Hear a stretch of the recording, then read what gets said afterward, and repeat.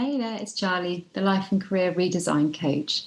And I'm building this week on the idea of what are the five key internal elements that you need to have in order to really feel happy and fulfilled at work. And I shared them yesterday. And today I want to add a sixth part to it. And that is that, we aren't operating in isolation. So as much as you might be living into your internal elements and they're all in place, you will be existing and working in, let's call it an environment, a culture, a business, and that will have an impact. So I wanted to elaborate on this by telling a quick story.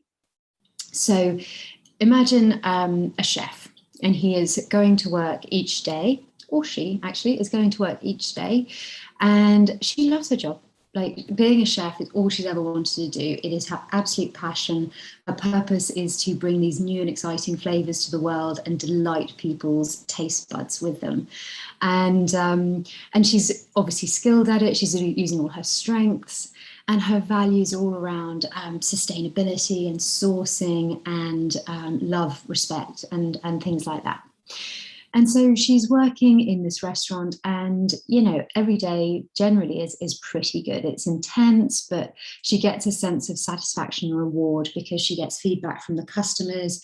She obviously gets her salary, and she gets the creative freedom to design a menu. And so all of her five internal elements are completely lit up, plus a brilliant feedback loop in terms of feeling valued, respected, and compensated for the work that she does.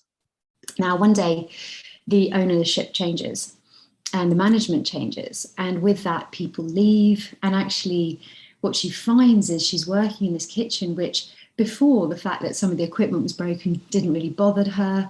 Actually, more things have gone wrong. The temperature in the kitchen is out of control. The new managers aren't investing in fixing in it. The relationship with her team members and the kitchen staff has deteriorated. It's become incredibly toxic. And so, yes, she's living her passion and her purpose, but suddenly, the environment in which she's working has changed. And that's not necessarily her fault. And she may become unhappy at work because the environment is not conducive or healthy or a happy one.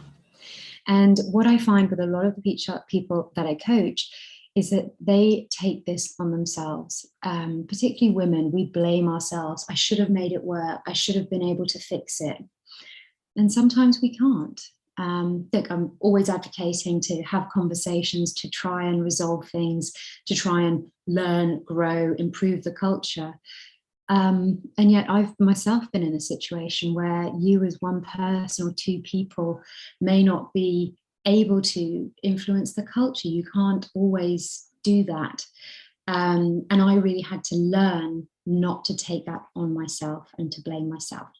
So I really wanted to touch on this today because sometimes we can be living into our values, our strengths, our purpose, our passions. We could be being our authentic selves at work. But if that environment becomes toxic, if you're no longer supported by your management, if the values changed, in this instance, the person was no longer able to design their own menus. Certain suppliers were taken off the list. The quality of the produce she could buy was no longer good enough. Her values were then being compromised. At that moment, she has to make a choice, either to continue to exist in that toxic place or to start to look at how can she exit well. So I thought that was an interesting thing to share. I don't know if it raises anything for you. And my main message is, please don't always blame yourself if things don't work out at work.